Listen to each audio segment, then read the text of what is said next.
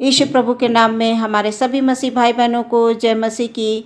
प्रियो, प्रभु ने हमें एक बार फिर से अवसर दिया है कि हम मिलकर परमेश्वर को धन्यवाद दें। सच में परमेश्वर का अनुग्रह, परमेश्वर की दया भरी दृष्टि हम सब पर है, इसीलिए हम परमेश्वर के वचनों को सुन पाते हैं। प्रियो, हम परमेश्वर के वचनों के द्वारा परमेश्वर से बात कर पाते हैं। सो आइए अपने आप को प्रभु के हाथों में समर्पित कर दें, ताकि जिस प्रकार से हमारा बीता समय सुरक्षित रहा है प्रभु के लहू में, उसी प्रकार आज का दिन भी प्रभु में सुरक्षित रहे। आइए हम वचन पढ़ेंगे। आज का जो वचन है वो पाया जाता है निर्गमन की पुस्तक, उसका 2 अध्याय।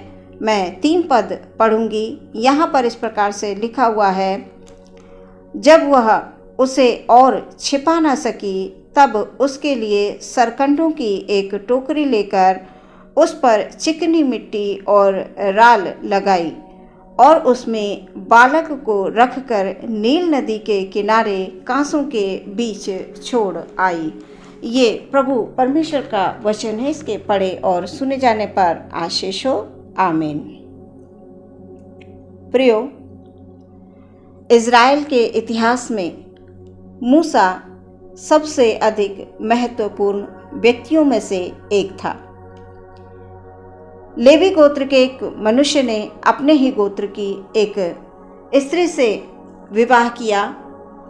कुछ समय के बाद उनके एक बेटा उत्पन्न हुआ।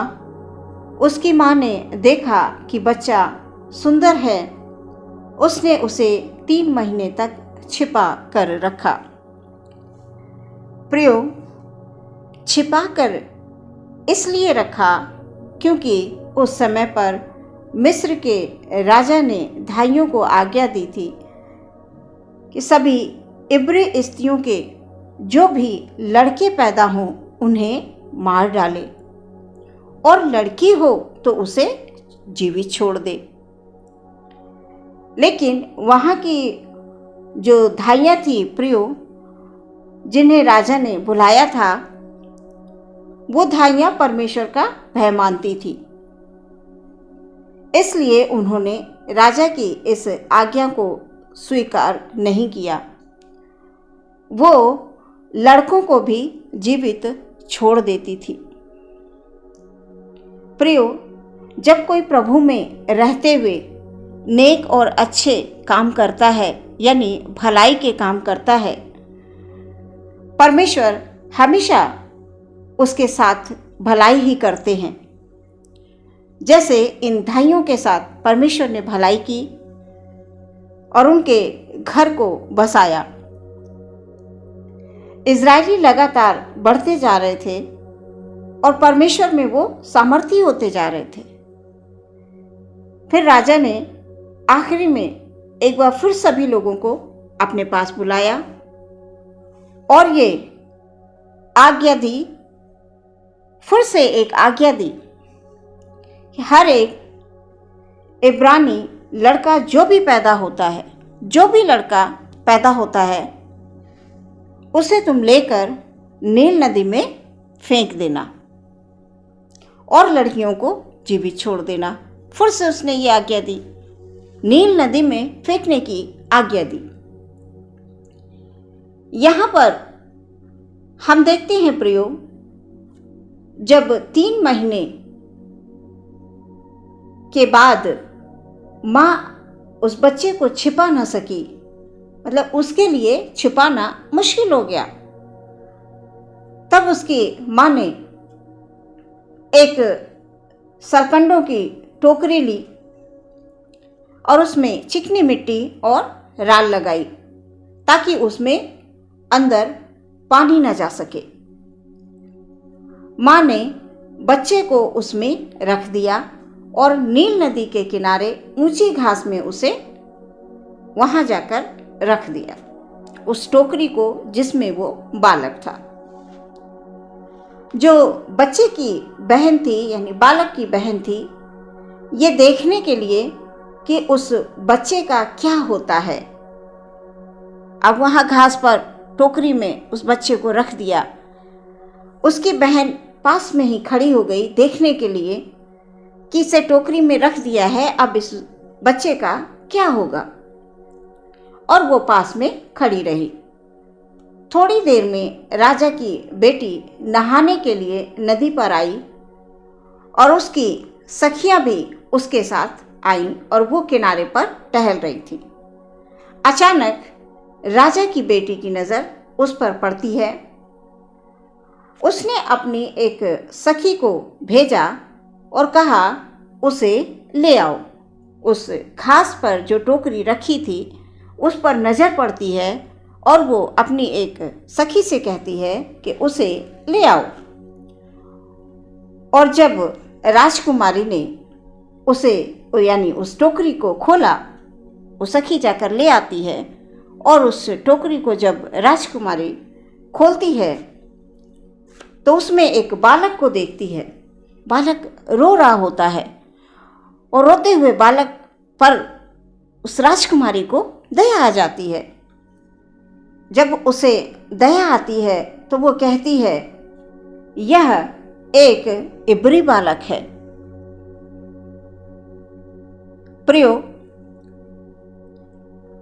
उसकी जो बहन थी जो पास में खड़ी थी, वो उनके बीच में आकर उनके सामने खड़ी होती है और उससे पूछती है, क्या मैं जाकर इब्री स्त्री को ले आऊं जो तेरे लिए इस बालक की देखभाल करे। वो बच्चा रो रहा था। राजकुमारी को उस पर तरस आया। बहन पास में खड़ी थी, देख रही थी कि इस बच्चे का क्या होगा। उसके सामने उस बच्चे को यानी टोकरी में रखा जो बच्चा है उसे उठा लिया जाता है और वो पीछे पीछे जाती है। जो उसकी बहन खड़ी देख रही थी वो उसके पीछे जाती है और उनके पास जाकर इस बात को कहती है कि क्या मैं जाकर एक इब्री स्त्री को ले आऊं जो तेरे लिए इस बालक की देखभाल करे। उसने कहा, हाँ जा, ऐसा ही कर। लड़की जाती है और मां को लेकर आ जाती है। प्रियो, राजकुमारी ने जब उस स्त्री को देखा और उस स्त्री से ये कहा, इस बालक को ले जा, इस बालक को ले जा, मेरे लिए इसकी देखभाल कर, मैं तुझे मजदूरी दूंगी। अब उस राजकुमारी को अंदर नहीं पता कि ये इसी का बेटा है। वो जो खड़ी बच्ची है वो उसकी बहन है और वो इस बात को कहती है कि मैं तुझे मजदूरी दूंगी, तू मेरे लिए इसकी देखभाल कर। वो स्त्री प्रियो उसे ले जाकर उसकी देखभाल करती है। वो तो उसकी खुद की माँ है जिसने उसे जन्म दिया है। वो उसकी देखभाल करती है और जब वो कुछ बड़ा हो जाता है तब उसे राजकुमारी के पास ले आती है। राजकुमारी उसे अपने पुत्र के समान रखती है, जैसे कि उसका पुत्र है। उसने कहा, यानी राजकुमारी ने कहा, उस बच्चे को जब वो बड़ा हो जाता है, जब वो लेकर आ जाती है, तब राजकुमारी अपने बालक के समान उसकी देखरेख करती है और वो कहती है, मैं उसे मूसा कहूँगी, मैं उसे मूसा कहूँगी क्योंकि मैंने उसे जल में से निकाला है। प्रियो, ये परमेश्वर की एक योजना थी मूसा को बचाने की, क्योंकि परमेश्वर मूसा से बड़े बड़े कामों को कराना चाहता था। प्रियो, आज भी परमेश्वर अपने लोगों को चुनता है अपने लोगों के लिए वो योजनाएं बनाता है। सो हम देखते हैं कि किस प्रकार मूसा को एक टोकरी में रख दिया गया और उसे छोड़ दिया गया। किस प्रकार उसकी देखभाल होती है, किस प्रकार उसकी खुद की माँ उसके पास आती है। प्रियो, ये सब कुछ अचानक नहीं होता है। ये परमेश्वर की एक योजना थी और योजना के तहत, वो भी परमेश्वर की योजना के तहत जब कोई काम होता है तो प्रियो वो उत्तम ही होता है, उसमें शक की कोई गुंजाइश नहीं होती है। इसलिए इस वचन के द्वारा मैं ये बताना चाहती हूँ कि आप अपने आप को परमेश्वर के हाथों में दे दें। आप कतई विचलित ना हो, क्योंकि परमेश्वर को जब अपने लोगों को बचाना होता है, उनसे अपने काम कराने होते हैं, तो वो एक अद्भुत योजना बनाता है। हाँ, जीवन में परेशानियां आती हैं, जिस प्रकार मूसा के माता पिता के सामने कैसी बड़ी समस्या थी, लेकिन उस कठिन परिस्थिति में भी परमेश्वर ने मूसा को बचाया। आज्ञा दी कि लड़कों को मार दिया जाए। भाइयों के मन में परमेश्वर ने दया उत्पन्न कर दी। जब नील नदी के पास, यानी नील नदी में फेंक कर बच्चों को मार दिया जाए, लड़कों को, तो प्रियो, राजकुमारी जो राजा की बेटी है वो नहाने आती है और बच्चे को, उस टोकरी को देखती है, उसे खोलती है। उसमें एक रोता हुआ बालक होता है और उसे पालन पोषण करती है और खुद उसका नाम मूसा रखती है। सो प्रियो, परमेश्वर की जो योजना है आपके जीवन के लिए वो उत्तम है। प्रभु को अवसर दें अपने जीवन में काम करने के लिए। कठिन से कठिन परिस्थितियों में परमेश्वर रास्ता खोलते हैं। इस वचन के द्वारा परमेश्वर हम सबको आत्मिक उन्नति की ओर ले जाए। आमीन। आइए प्रियो, हम अपनी आंखों को बंद करेंगे और प्रार्थना करेंगे। हालेलुया प्रभु, धन्यवाद धन्यवाद धन्यवाद धन्यवाद धन्यवाद धन्यवाद, स्तुति प्रशंसा और तारीफ हो मेरे परमेश्वर की। जीवित परमेश्वर प्रभु यीशु मसीह के नाम की महिमा निरंतर हमारे मुंह से होती रहे। हर एक कठिन से कठिन परिस्थितियों में प्रभु हम सब आपको धन्यवाद दें।